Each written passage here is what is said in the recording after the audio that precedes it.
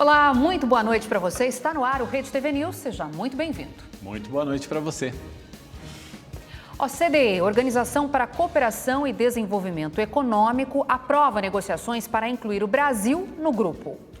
Sistema do Banco Central trava com grande número de acessos. Cidadãos e empresas querem saber se há dinheiro a receber. E você vai ver também. Tragédia com rompimento de barragem em Brumadinho, Minas Gerais, completa 3 anos. A data foi lembrada com uma série de homenagens e manifestações. Vamos falar ainda do aniversário de 468 anos da maior cidade do país. Nós selecionamos alguns pontos turísticos de São Paulo para te ajudar a entender um pouquinho mais dessa longa história.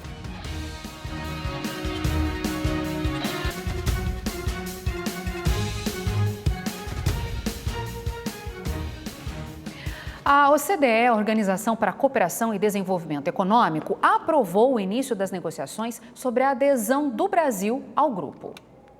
O anúncio do recebimento do convite foi feito no Palácio do Planalto pelos ministros da Casa Civil, Relações Exteriores e Economia. O presidente Bolsonaro recebeu a carta com grande satisfação, já assinou a carta de resposta, que foi minutada pelo Itamaraty. E nesse momento, então, com base, quando chegar a carta lá à OCDE, nós esperamos, então, que a OCDE prepare um roteiro de acessão, como eles dizem, um roadmap, que vai ser aprovado pelo Conselho da OCDE.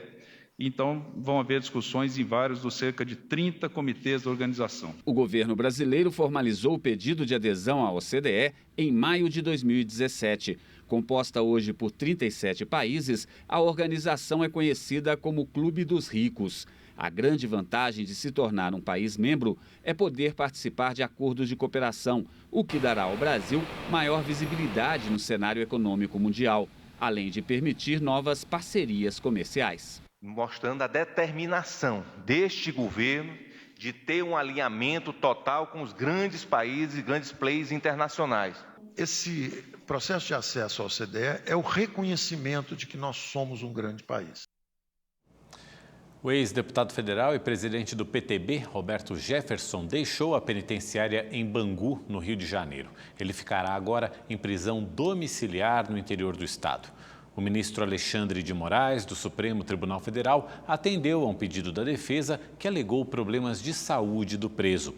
O ex-deputado vai usar tornozeleira eletrônica e não poderá entrar nas redes sociais. Em nota, o advogado de Roberto Jefferson disse que agora ele terá a oportunidade de se tratar de forma adequada. Voltamos com informações a respeito dos números da Covid-19 no Brasil. Segundo dados do Ministério da Saúde, são 21.926.000 pessoas já recuperadas da doença, 1.761.000 ainda em acompanhamento e, desde o início da pandemia, mais de 623.300 pessoas morreram. Ou melhor, mais de 623.843 pessoas morreram de Covid-19 no país. E a Prefeitura de São Paulo aumentou o intervalo entre as doses da Coronavac para as crianças. E a gente vai falar sobre esse assunto ao vivo com o repórter Guilherme Lopes. Guilherme, conta pra gente como é que se deu essa mudança e qual que vai ser agora o intervalo entre as doses para as crianças. Olá, Mauro. Boa noite a você, boa noite a todos. Olha, o novo intervalo da vacina Coronavac para as crianças a partir dos 6 anos de idade, entre a primeira e a segunda dose, será de 28 dias. A Prefeitura informou que essa mudança faz parte de uma estratégia logística, mas também segue uma recomendação do Instituto Butantan. O próprio Instituto afirma que o intervalo maior entre a primeira e a segunda dose ajuda a aumentar os níveis de anticorpos, tornando a vacina mais eficaz. A Secretaria Municipal da Saúde informou que vai entrar em contato com os pais que já levaram as crianças para receber a primeira dose do imunizante para reagendar o prazo, respeitando esse intervalo de 28 dias. Já em relação à vacina da Pfizer, nada mudou, o prazo segue o mesmo, que é de 8 semanas. A vacinação em crianças no estado de São Paulo começou na semana passada, no dia 17, com a vacina da Pfizer, no dia 20, com a da Coronavac, e até o momento o estado já aplicou a primeira dose em pelo menos 440 mil crianças, o que equivale a 11% do público infantil, que vai dos 5 aos 11 anos de idade. Guilherme Lopes para o Rede TV News. Obrigada, Guilherme. Os hospitais públicos do Distrito Federal estão com 100% dos leitos de UTI ocupados. O governador anunciou que vai abrir mais leitos e descartou a possibilidade de novas restrições na capital. A procura por unidades de saúde disparou em Brasília neste início de ano. Essa mulher, que não quis se identificar, procurou o hospital depois que um teste rápido na farmácia deu positivo para a Covid-19. Fiquei sabendo e saí do trabalho e vim para cá. Só que aí eu não consegui atendimento porque os sinais não estão muito graves. E ela falou que a triagem tinha que ser vermelha. E aí ela me recomendou procurar o posto de saúde mais próximo da minha casa, porque lá sim eles têm que me atender. A taxa de ocupação dos leitos de UTI destinados a adultos com a doença chegou no início da tarde de hoje a 100%. De acordo com o Ministério da Saúde, essa lotação ocorre por causa da variante Ômicron, mas também pela contaminação por outras doenças respiratórias, como H1N1 e H3N2. Na semana passada, o governador Ibanez Rocha revogou o decreto que tirava a obrigatoriedade do uso da máscara em locais abertos. Hoje, em inauguração, uma nova unidade de atendimento à saúde, ele falou que o governo está trabalhando para aumentar a capacidade de atendimentos e descartou a adoção de novas medidas restritivas. Sem previsão de restrição, nós vamos continuar levando, as coisas estão caminhando bem, nós vamos sair dessa situação. Nós estamos ingressando em torno de 10 leitos todos os dias na rede pública, que vem dando para a gente o suporte necessário para atender a população. Mas além dos leitos, falta também pessoal.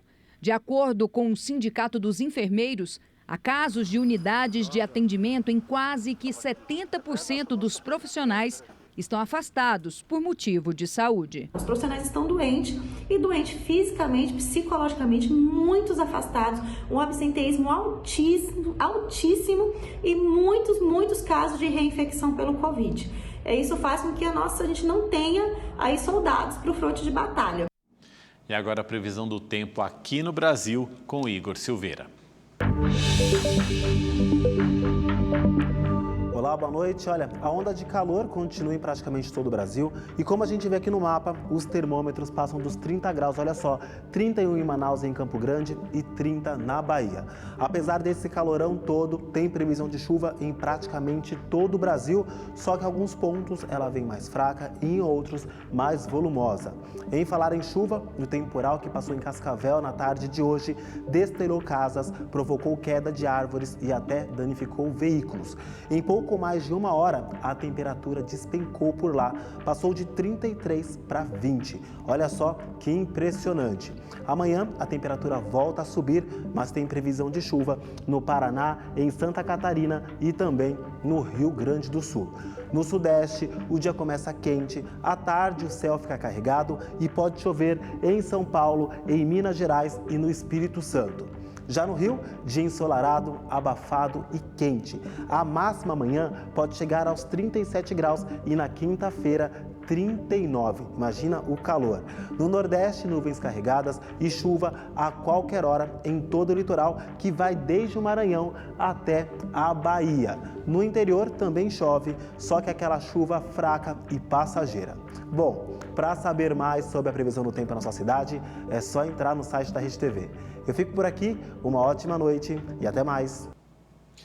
O presidente Jair Bolsonaro decretou luto oficial de um dia pela morte do escritor e filósofo Olavo de Carvalho, aos 74 anos. Olavo estava internado num hospital na região de Richmond, na Virgínia, nos Estados Unidos. A causa da morte não foi divulgada. Olavo Luiz Pimentel de Carvalho nasceu em Campinas, no interior de São Paulo, e era considerado um dos principais influenciadores dos movimentos políticos de direita.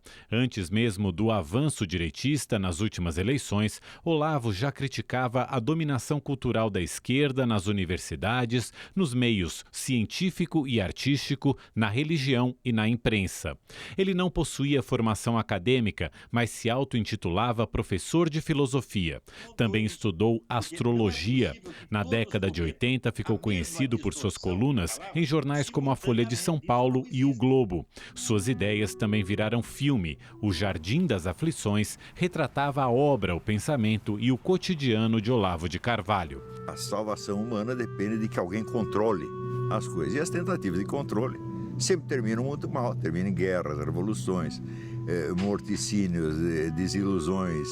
O filósofo publicou dezenas de livros. Um dos mais famosos é O Mínimo que Você Precisa Saber para Não Ser um Idiota. A obra apareceu em uma live do presidente Jair Bolsonaro logo após a vitória nas eleições de 2018. Muitos políticos lamentaram a morte de Olavo de Carvalho. A deputada federal Carla Zambelli disse que o Brasil perdeu um de seus gigantes. O vereador e filho do presidente, Carlos Bolsonaro, lembrou que conheceu Olavo em 2012 e passou a admirá-lo imediatamente pelo seu conhecimento, humor e coragem. Já o deputado federal Eduardo Bolsonaro disse que a obra do escritor permanecerá por muito tempo. O presidente Jair Bolsonaro escreveu em sua conta no Twitter: "Nos deixa hoje um dos maiores pensadores da história do nosso país. Olavo foi um gigante na luta pela liberdade e um farol para milhões de brasileiros." Olavo de Carvalho deixa a esposa Roxane, 8 filhos e 18 netos. O Banco Central lançou uma ferramenta que permite à população checar se tem dinheiro para receber de bancos ou de outras instituições financeiras. O número de acessos foi tão grande que o sistema saiu do ar e o serviço teve de ser suspenso por tempo indeterminado. Pelo menos 8 bilhões de reais precisam ser devolvidos a 24 milhões de pessoas físicas ou jurídicas. Uma soma de valores que muita gente nem sabe que tem direito a resgatar. Eu não sabia da informação, estou sabendo por você agora. E isso é interessante, né? Muito interessante. Eu fiquei sabendo da ferramenta, acho muito importante fazer a consulta, claro, né? São milhões ou bilhões que estão à disposição da população. Eu acho importante a ferramenta, mas ainda não tinha oportunidade de fazer a consulta. O Banco Central anunciou ontem o serviço que permite à população fazer essa pesquisa. Empresas também podem consultar. A funcionalidade se chama Valores a Receber, mas a ferramenta ficou instável durante todo o dia. Na própria página da instituição, uma mensagem diz que o sistema recebeu demanda acima da esperada e por isso foi suspenso temporariamente. Todo o dinheiro no bolso do brasileiro hoje ele é bem-vindo, né? A gente está com uma inflação alta, a gente realmente está aí vendo os preços subirem cada vez mais e é muito bom realmente ver iniciativas como essa do Banco Central em devolver o dinheiro que nada mais é do que é nosso mesmo, né? A gente só esqueceu porventura que ele estava lá. Os interessados devem acessar a página Minha Vida Financeira no site do Banco Central e clicar em Valores a Receber.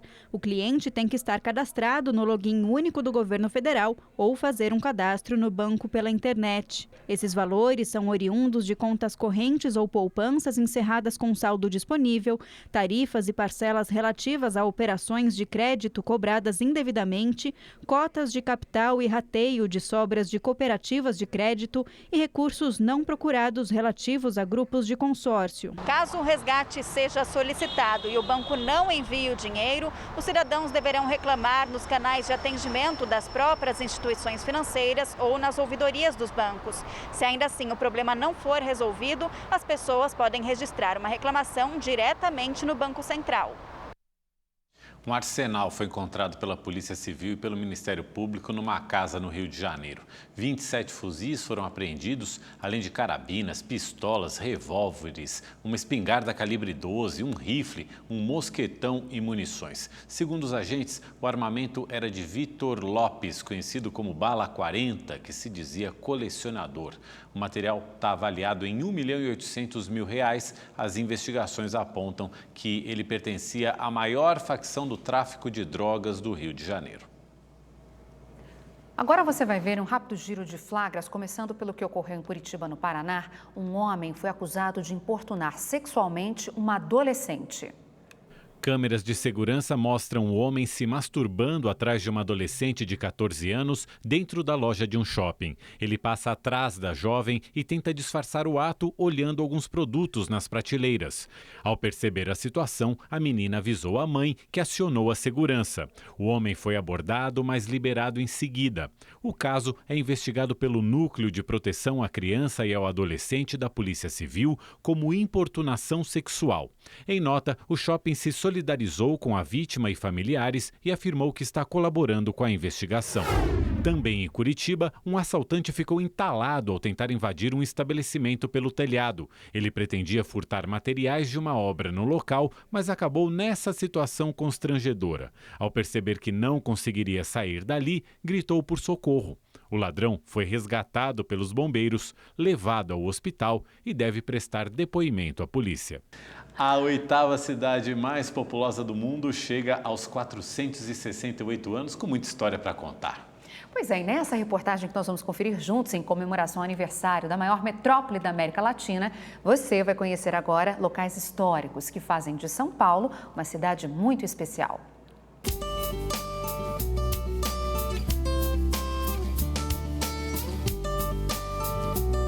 São 468 anos da maior capital do país. E contar tudo isso em uma única reportagem seria praticamente impossível, né? Por isso, nós selecionamos alguns pontos turísticos de São Paulo para te ajudar a entender um pouquinho mais dessa longa história. Quem vai me ajudar nessa missão é o jornalista e historiador Moacir Assunção.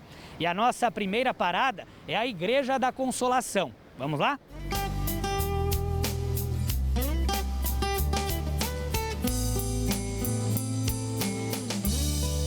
Fundada em 1778, era uma simples capelinha e era exatamente onde as tropas de burro vindas de São Paulo, de Piratininga, um pequeno povoado de 1600, um povoado limitado por 3 igrejas, outras 3 igrejas, né? E aí eles subiam, as tropas de burro subiam, passavam ali pela região que hoje é o Largo da Memória, os burros bebiam água, em seguida subiam, paravam aqui para rezar, para pedir proteção nessa longa viagem que durava dias até chegar em Sorocaba.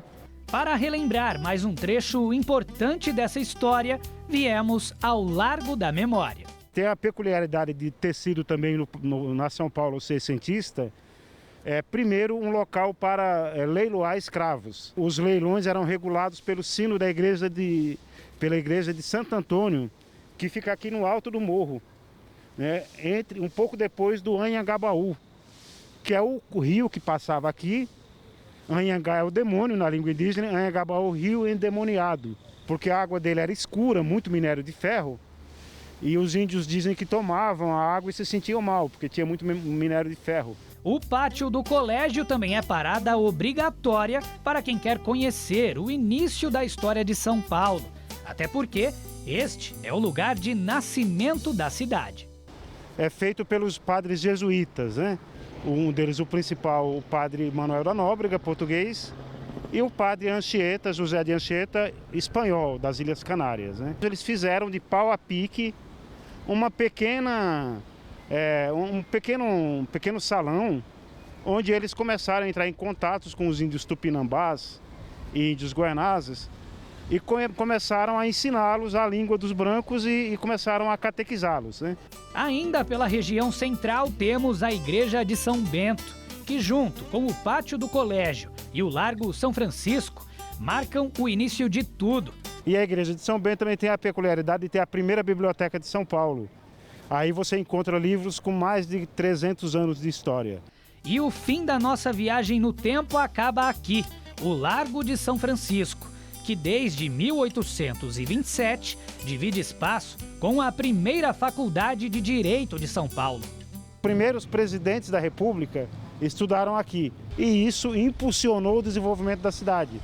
Fez de São Paulo uma cidade cosmopolita, porque aí começou a vir muita gente de outros lugares para morar e para estudar aqui. E claro que antes de terminar essa reportagem, a gente não poderia deixar de parabenizar a cidade aniversariante. Parabéns, São Paulo, cidade maravilhosa! Parabéns, São Paulo!